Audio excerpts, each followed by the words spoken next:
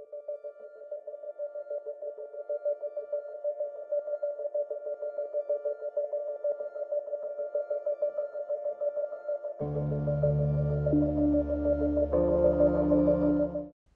everyone, welcome to the first edition of Bettor Golf. That's Bettor Golf. I'm Jeff Erickson here with Jeff Ritter and Scott Jenstad, as we're going to cover a lot of fantasy and wagering related golf topics every single week in connection with the PGA Tour. Jeff, most people know, but let everybody know, where they can find you and what you do. And we all know you, but to introduce yourself to everyone. Thanks, Jeff. It's nice to be here. Nice to crash a RotoWire production. And you guys you and Scott host, if I'm not mistaken, SiriusXM show, right? You guys are we do a baseball podcast together. I host on SiriusXM. Yeah. You've been on with me and Liss, but Liss is always silent because he doesn't know anything about golf whatsoever. So he just lets me ask the questions, and that seems to work out pretty well. Nice. Well, thanks. It's nice to be here. I am today. I'm the editorial director at Morningread.com. It's been a fun gig. I've been there about a year now, and after a decade or so at combined at Sports Illustrated, the old SI Golf pages of that magazine, I was deeply involved in that for a number of years, and then a number of years afterwards, specifically with Golf Magazine and Golf.com, is that what used to be all kind of one family that then splintered off in corporate mergers and acquisitions and things. But it's fun now. With the year on Morning Read, we're having a lot of fun, and it's been really cool to take a lot of the things I learned in a decade at a big place and come to a smaller place and just think about building it back up. And we've got tons of talented people. Our staff is top to bottom as deep and as strong as any golf outlet out there, and we're just we're having fun and figuring it out as we go. And new products like this, video and podcast, has been a big point of emphasis, and so it's fun to get my hands dirty and launch something. Put my voice on it, my face on it, in addition to helping a lot of people along the way. Give them a platform. A lot of the people that we're working with and bringing on have not had a video or a podcast or even a lot of golf bylines necessarily in their lives. So they're kind of mixing with our veteran staff, and it's fun. It's fun to just kind of mash it all together, and we're seeing where it goes. But we're hoping to just as we go along to have something that looks a little different, feels a little different, and grabs people in kind of a fun and entertaining way. So that's what we're up to in Morning Read, and I'm excited to sit here with you guys who, I know we'll get into it. We've known each other for a number of years, despite not really seeing much of each other for a number of years. But I'm excited for this show and to see where it all goes. And you can follow Jeff on Twitter at Jeff_Ritter, Ritter. And of course, follow The Morning Read at The Morning Read, READ, for those who don't read. That's read. And of course, everybody who listens to Scott and I knows each other, but Scott and I are both in the RotoWire Fantasy Golf League that we've been doing. It's a salary cap draft that we've been doing for, I think, 20 years now, 21 years. And Scott recently joined like 3 years ago. It's just been in for a little longer. Scott also is the reason I got to go to Augusta. He was actually won the lottery one year, a couple of years ago, 2019, and very fortunate to be able to do that. We got to see a practice round, the par 3 contest. Not quite the same access that Jeff Ritter gets, but we had a blast with that. Scott also is known to put a shekel down or two on weekly tournaments. Welcome, Scott. Thanks. I probably should have gone first because my golf resume is about 1/100th as good as Jeff's, so that's you probably should have me go first. But yeah, I'm more of a fantasy player on the fantasy side. Obviously, baseball and football and basketball, but I play DFS golf every week and have for years. I bet golf every week and have for years. So I'm hoping to bring that angle of it to the show. I'm looking forward to it. I'm a huge golf fan. I like to play golf, so it should be a lot of fun. I think it's DFS and betting have really just grown so much with golf in the last 4 or 5 years. Like, it's completely changed the demographic of who watches golf, who talks about golf. 5 years ago on Twitter, nobody talked about golf, and now everybody under 30 plays DFS golf, bets on golf. So it's really blown up the game, and it's been a lot of fun. We have an incredible infusion of young players on tour right now too. I think that's helping that also. So it's gone from the sport that everybody's dads in their 50s and 60s watches at home on Sundays, and now it's a huge thing. So I'm looking forward to jumping in. And it's really says a lot too. I as you were saying that, Scott, I can't, in some ways it's shocking that if you'd have told me 5 years ago I'd start a golf gaming and gambling podcast with you guys, like I was saying, no, the fact that the tour has embraced this, it's not just there's, the gambling sites have jumped on, but even the tour itself is all in on gaming and gambling now. So it really is, an evolution. I mean, you got the number one TV guy in Bryson right now wearing a DraftKings logo on the side of his hat. It's Right. And I think the game's even growing recreationally too. Playing golf. I think COVID actually was one of the things that kind of sparked that, because it's one of the few things you could do. It was outdoors. It was as safe as an activity as you can do. The golf courses have had to modify quite a bit, especially out here in LA. One person per cart. Then they put these shields in carts and things like that. I've actually walked a lot more courses lately. It's one of the things. I'm an avid but mediocre golfer. I try to play Friday mornings. I don't practice though, so I don't get any better. I just do the same mistakes over and over and over again. But I have fun doing it. But at any rate, so we're going to cover. We'll review tournaments. We'll preview the upcoming tournaments. We'll talk it from a DFS angle, a fantasy angle. We'll talk about our league. I think we think it's generally pretty relatable to talk about the league that we're doing, because it cuts into a pretty decent portion of it. We're in a 14-team league. We roster 9 players, start 5 every week. Try to start 5 every week, as the case may be. This week might be an example of where we're not all starting 5 golfers, but it's a lot of fun. Let's talk about the TPC. A lot of big names missed the cut.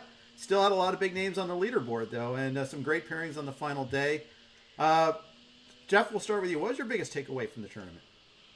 I think the first thing I think, specifically for this podcast, there's the old adage of like, you ride the hot golfer. I mean, I don't know that you'll ever be more right than you could have been this past week of having the exact same matchup on Sunday, head to head, and Westwood. I don't know. I'd have to dig for those numbers to see when that's happened last, but that's rare. But at the same time, golfers do get hot and they feel good for a while, and that those runs can last multiple weeks. And those are the little bits you can pick up. You can follow the numbers and follow the trends, like Scott, that's your world. And some of mine is more like, when I was out on the beat, when people would go out and travel and go to golf tournaments before all this happened, you could kind of pick up things from caddies here and there, or you could just watch guys on the range and see who's feeling good, or, you could just watch body language, sit in press conferences, and just start to form your own opinions, and you could just see it, who's got it and who doesn't at the moment. And that's my first takeaway from the players, is that, wow, to watch the same 2 guys just end up there in the final group on Sunday, and do it in completely different ways. Westwood now, the full evolution now is like old man golfer, who's the fan favorite and sentimental choice. For so long, he was like a Ryder Cup villain in the U.S. It's still in a weird way, kind of, I've met him here and there over the years, and it's kind of fun now that people are just all in on Lee Westwood, because I always found him to be enjoyable one-on-one, but you can also see like the villain. He played that. He would wear the black hat at times in those Ryder Cups and things over the years. So I still view him that way. Huh? You do? I don't know any better. I still kind of like, Lee Westwood. I know. I get it. I've come out of it, but it does. For some people, I understand. And then Bryson, a lot of people see Bryson as also a villain in today's game. But there he is again on a completely different kind of golf course than the week before. So I think it's certainly a couple of the takeaways are just, how hot those guys are at the moment. Bryson is really on his own planet now, of just, he can win any week and play anywhere. He's in Rory McIlroy's head. I thought that was just an unbelievable, very rare, candid look that golfers rarely give you. And I think it took a lot for Rory, seeing the soundbite of that press conference where he admitted that, he's kind of chasing some extra yards and saw what Bryson did. I mean, it took him about 45 seconds to answer that question, and you could just see him thinking about it, like, what's going on with your game? And he takes almost a minute thinking, how do I want to say this? And he does say it. I thought that was one of my huge takeaways for Rory, one of the stars of the game, and the anchor of my own fantasy team. Is like my star player is completely lost and doesn't know where the ball's going and is trying to chase yards like Bryson. But a lot to take in. I mean, it really felt it feels more and more like a major now. It feels bigger in March, the players, than it did in May, and I really enjoyed it last week. Yeah, it was fun. And to answer your question, by the way, the only time two guys were in consecutive events last group was 06-07. It was Vijay Singh and Adam Scott in the wraparound, so the tournament champions, whatever the last event was. So it's been a long time. But yeah, I think the other thing I took away, Jeff kind of summed it up pretty well. I think you take away that, studs stay studs. Like, we worry about current form and all that kind of stuff, and I do a lot of that when I pick things. But you look at someone like Justin Thomas, 2 tournaments ago, missed the cut at Genesis and was horrible on the greens and just kind of all over the place. And then WGC Mexico, he was okay, but terrible off the tee. He lost like 6 strokes tee to green, or off the tee, and then you come out and just dominates the weekend. You just realize that those high end elite guys just need like one little tweak here and there, and they can just kind of go from nothing to blowing it out. You saw it with Dustin Johnson last year where he shoot 380s, and then all of a sudden he comes back and wins the tour championship. And the other thing I thought taken away from the players was just how cool it was that they had the access they did. All the you could watch any hole, you could watch any player anytime, and we got that great moment with Jordan Spieth hitting into Roy Sabatini's group and like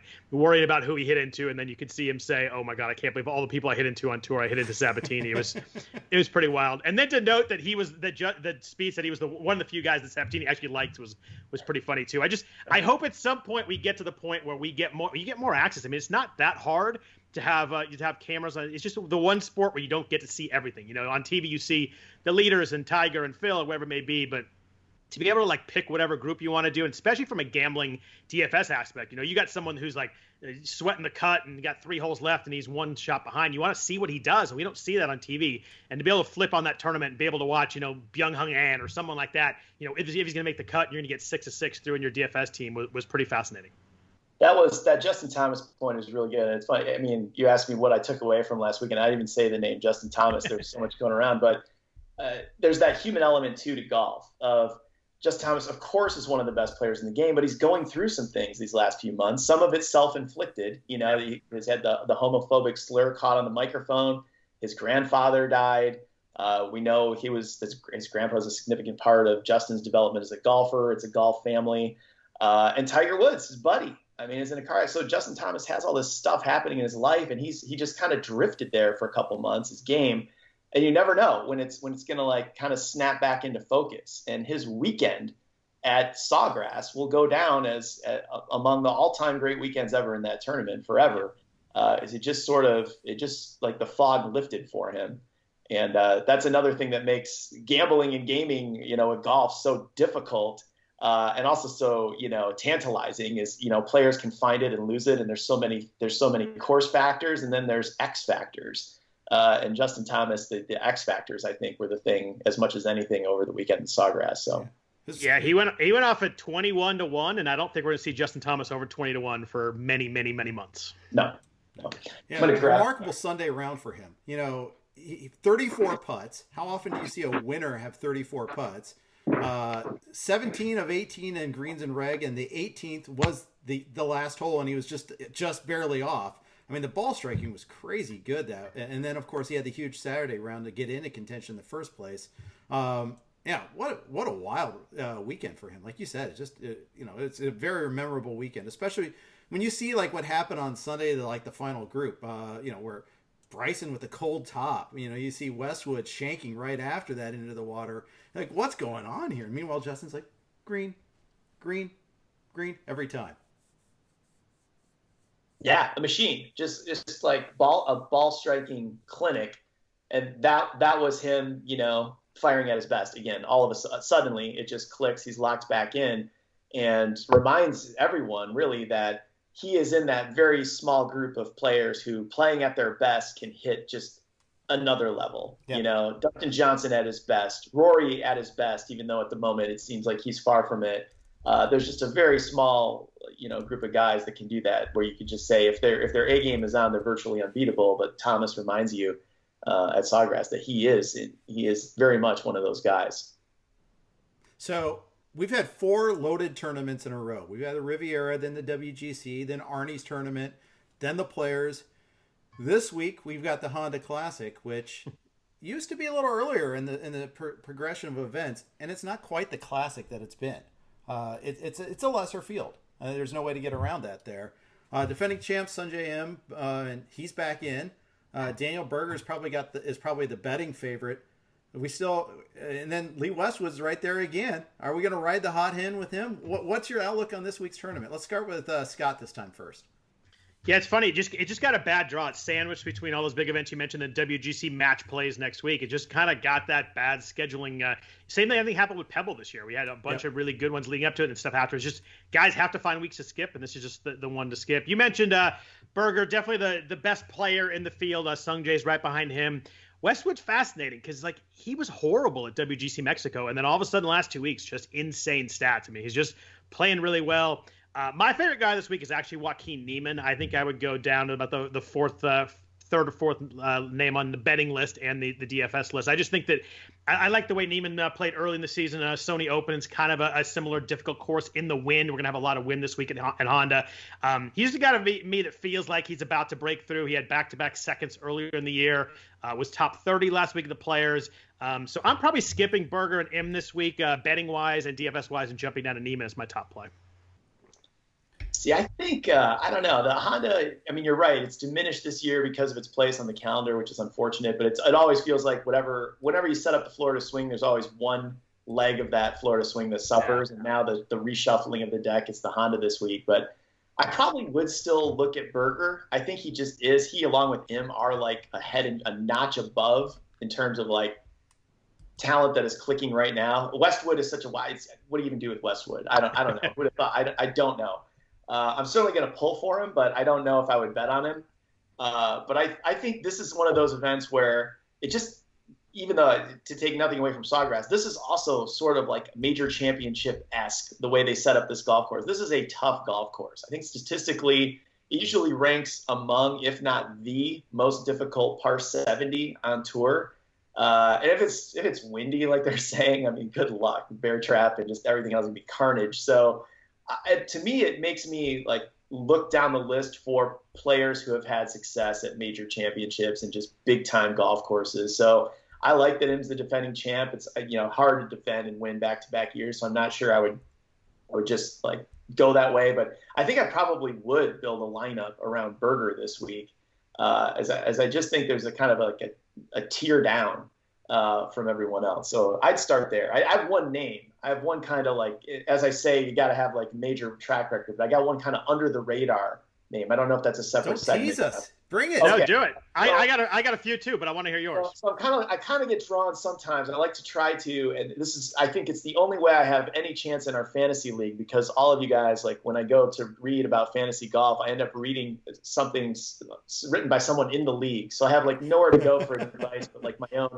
own heart and my We're own. reading you. That's the thing. But I'm not writing fantasy. You guys are in the numbers and you've got it. So, but I think one guy that's coming up, he's playing on tour for the second time this year, is Brandon Wu. He's a Stanford grad. He's one of the kind of stars on the Korn Ferry Tour that I think probably would be on tour right now if not for the fact that COVID kind of screwed up the promotional structure last fall of who could pop up on tour. So I think he already has the game to belong. He's got to win a couple other top fives. He's one of the top 5 players on that tour. But what really got my attention was when they had that event in Puerto Rico earlier this year, they invited a few Korn Ferry guys. It's just part of it was an alternate event. And he was a 36-hole leader.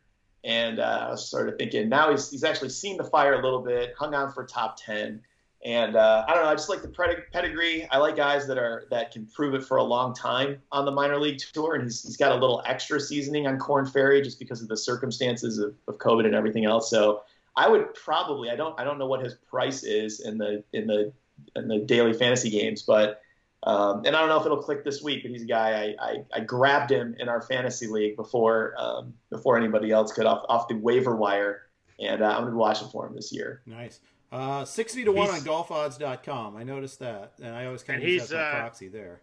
He's 7,800 on DraftKings this week. Okay, so mid-level player, and that's kind of reflective of the odds too. He's not in the commons pile. He's definitely someone that is kind of a mid-level building block, which is kind of interesting.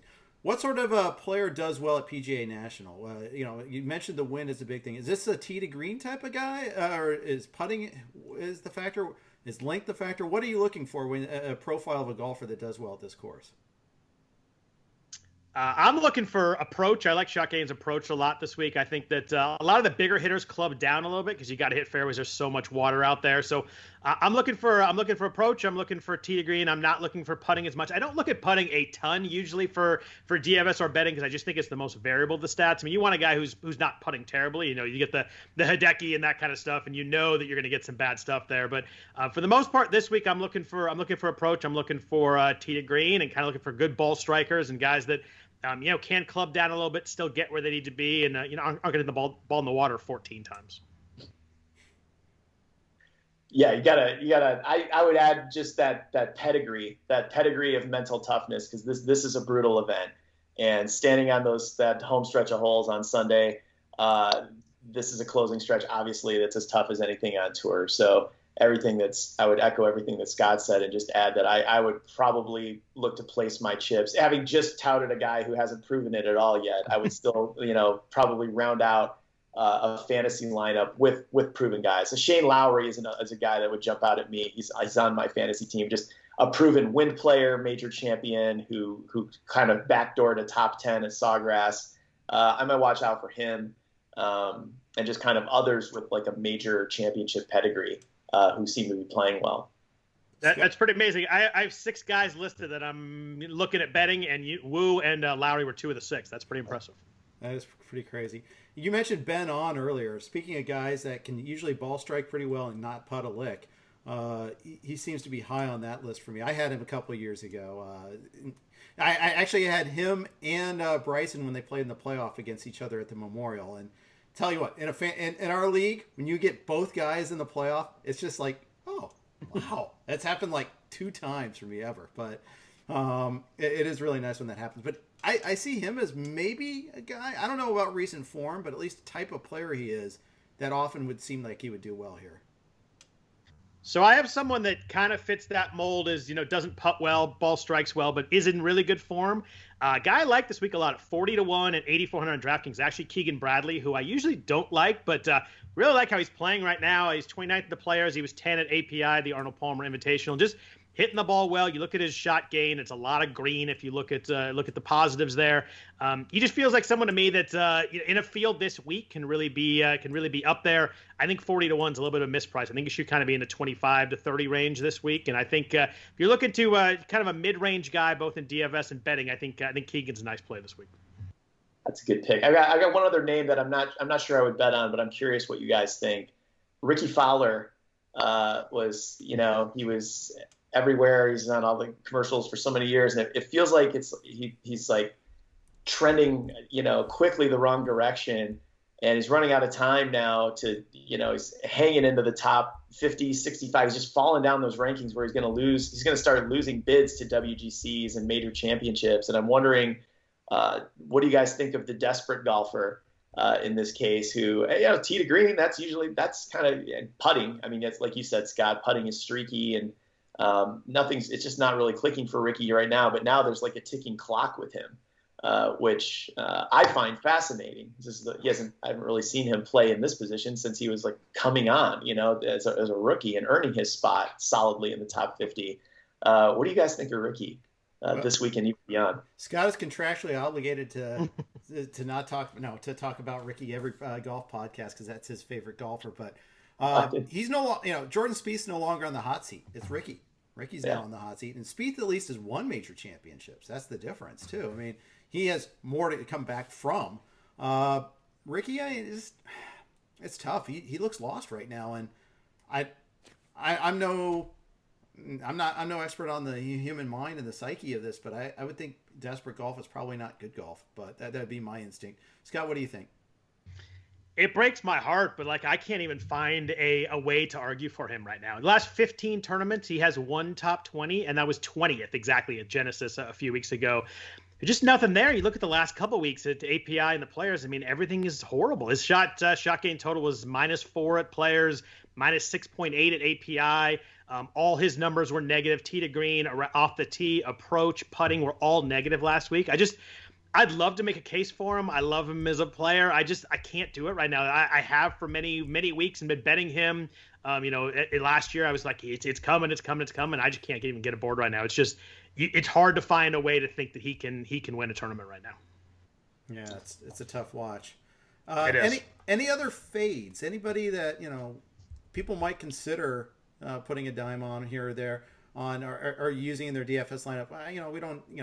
No one needs to fade like Rory Sabatini on that. It's self-fading, but like in terms of some of the guys that are up towards the top in the odds, is there anyone you're like kind of this is probably not a good week for it? Boy, it's hard to ever say no to Adam Scott, but I just don't know. I feel like he's a guy that just kind of gears up for majors, and I don't know if this is like when did he even play last? I don't know if this is a knock the rust off or get back in the swing of things. He's been playing a lot in Florida, believe it or not, because he's on my team in our league. He's just hasn't done anything of note. I just haven't seen him up anywhere. He was 48th last week. I only know because he was inside 2 feet on 17 all 3 of the first 3 days, and that was kind of all he did. Okay. Yeah. Guys, I don't know. It's I don't see an obvious fade, I guess. I mean, I might just avoid. I feel like Berger or M, you got to pick one or the other. So I would lean Berger and just probably skip M on the daily fantasy lineups. But yeah, it's a tough week. It's these are good names at the top of the board. What do you see, Scott? Yeah, I'm off Russell Henley this week. I think at 9,800 is not a price I'm willing to pay for him. And I know that he played really well here last year, which is helping people kind of like him. And he was really good for a while. And the recent form's just a little bit off compared to where it was maybe in October, November, where he was really killing it. He was like 3rd at the CJ Cup and 4th at Zozo, and he was 11th at Sony in January. And then since then, hasn't been inside the top 30. He's just not someone I'm willing to pay 9,800 for. Like I would drop down. I'd play Taylor Gooch at 9,300 before him. I'd play Lowry, who Jeff mentioned, at 9,200 before him. I'd play Chris Kirk, who's playing really well, not on Sundays, but playing really well otherwise. I'd play him at 9,000. Just Henley's a guy with me when he's 6th most expensive. It's just not someone I'm willing to pay the price for this week. I want to throw one name at you. See what your reaction is. This you go to PGAtour.com's power rankings. Charles Schwartzel is sitting there at 11 for the week. But he's 125 to 1 on golfodds.com. Seems like a little bit of a disconnect. He's well buried in among the the field, basically, essentially here. Not quite a field bet, but that low. Is he a guy that maybe because of a tougher course that his style of game might actually play better here, or is that are we just chasing here? He was just so horrible the last 2 weeks that I just don't think I can do it. You're looking at he lost 6 shots on approach last week, and he lost 5 shots off the tee at API.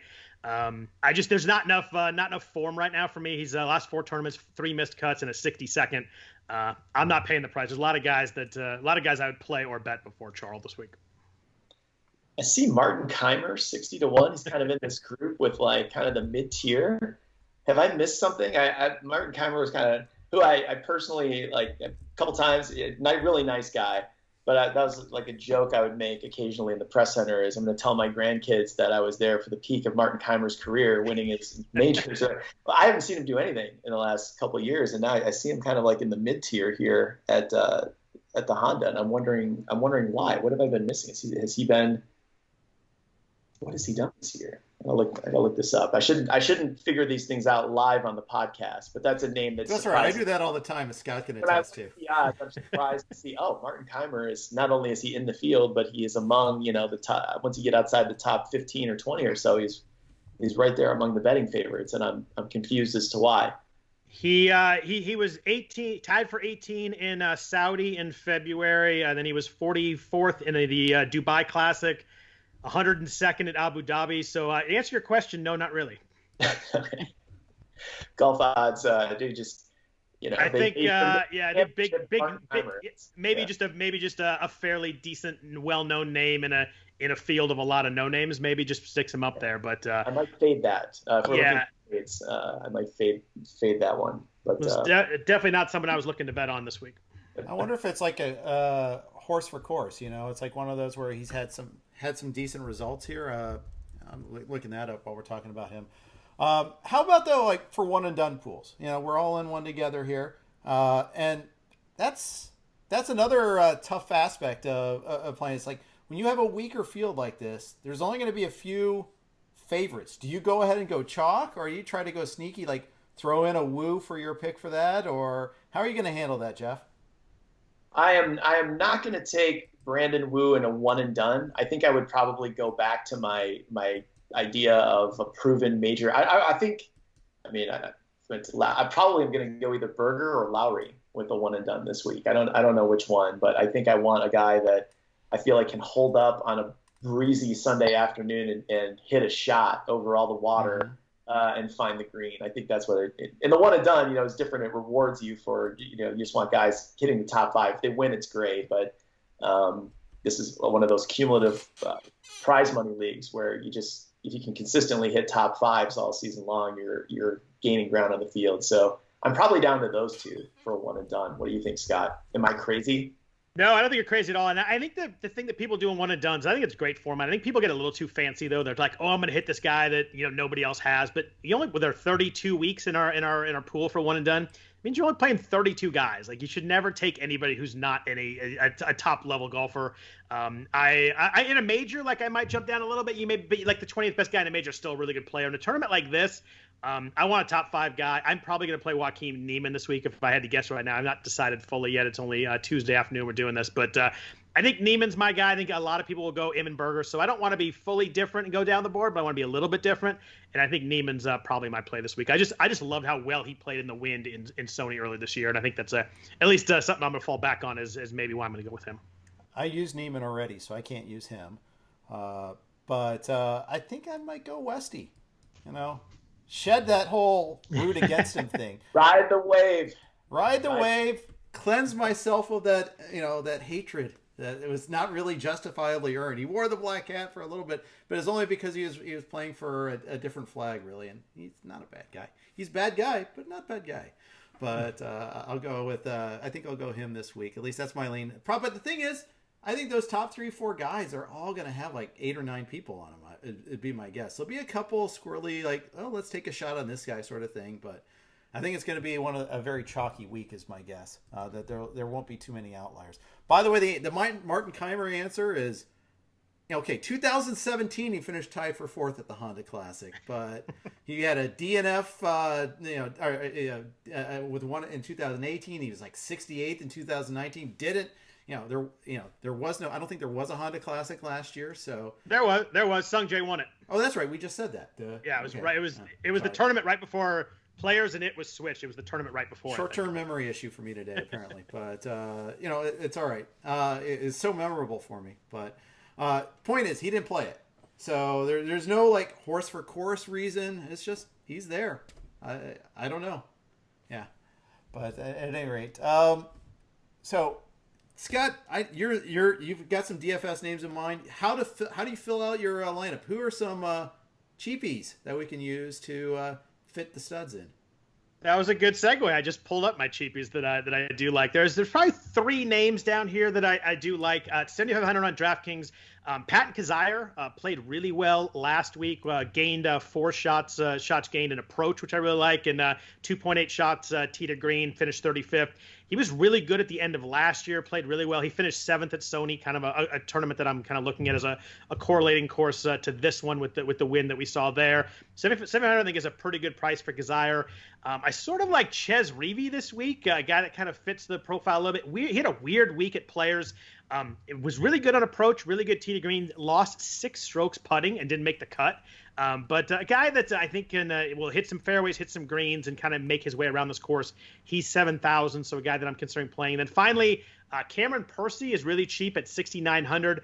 Just kind of a recent form play. He was 29th last week at Players and top 30 in 3 of his last 4 tournaments. So someone that under the radar, under 7,000, which is really cheap on DraftKings, been playing pretty well lately. And if I can get 3 out of 4 in the top 30, it's someone that I like playing under 7,000. Jeff, you got any dark horses here? What are the odds on what's the price on Wyndham Clark? I can. One guy he's popped a couple times this year, but lurking. He's 8,000 on DraftKings. That's still kind of mid tier, isn't it? He's kind of mid tierish. Not sneaking up on anybody. When in doubt, when identifying PGA Tour contenders, you can always if the name is either a law firm or a bank. Yeah, I feel like that's a good a tiebreaker. You don't want to just base your whole strategy off that, but you could use that as a tiebreaker I had Hudson Swafford on my fantasy teams for a number of years, and that following that rule. Anybody with the third, the fourth, those are usually good. Definitely, absolutely. Another name I kind of like, I think Wes Bryan way down at 6,800. Just kind of a good approach guy. Also, he made the cut at Sony, made the cut at Genesis. If you're looking to kind of punt a little bit, maybe get two of those top end guys in. I think Bryan and Piercy. Tom Hoagie's kind of interesting too. He was 22nd in the players last week. Also another tee to green approach guy that some stats I'm using this week. And those are three names under 7,000, and Reeby right at 7,000. A way you can get some of those more expensive guys kind of slammed in your lineup. What's Taylor Gooch? Go ahead, Jeff. What's Taylor Gooch? Taylor Gooch is expensive, 9,300 this week. Yeah, he's hot. He's been playing well. Yeah. Yeah, and that would be kind of a crazy name for a bank. Yeah, two top 15s last three tournaments. He's pretty popular right now.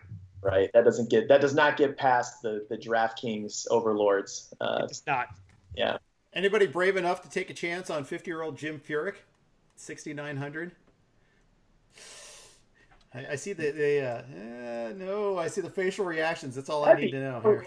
Jim Furyk win another PGA Tour event. I don't think a course that's this penal, this tough. I don't know. I don't think this would be the right spot. But if he's in there on Sunday, he will. I would love to see it.